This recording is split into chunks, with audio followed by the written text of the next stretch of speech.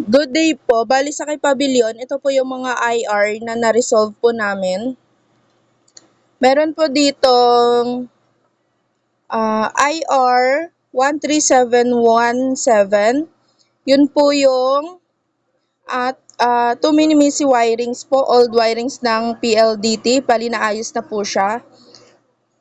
And then meron din po kami nung IR number 13718. Missy printer area or dusty po siya, machine and printer. And then, meron din pong IR number 13722. No enough stocks ng DTI, ng dark paper. Bali, napadala na po kami, 100 lang po siya, and then paubos na din po.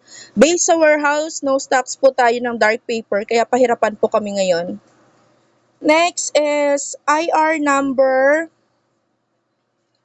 13715, urgent replacement ng mag. Dumating na po siya at nagamit na din.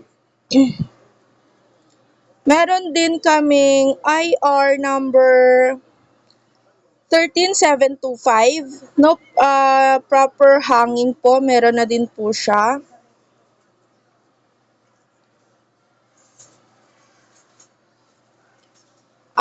IR number 13737, wrong mode of payment po ng CWO, cash payment, pero cash payment dapat siya, napasok siya as GCash.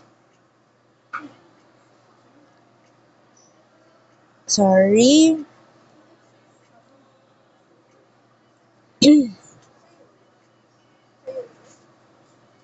Meron ding IR number 13730, wrong encode ng payment, 20 pesos cash, pero napasok as GCash.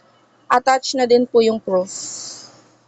Last is IR number 13731, wrong encode of payment po ng CWO cash, GCash dapat pero napasok siya as cash. Proof is na attach na din.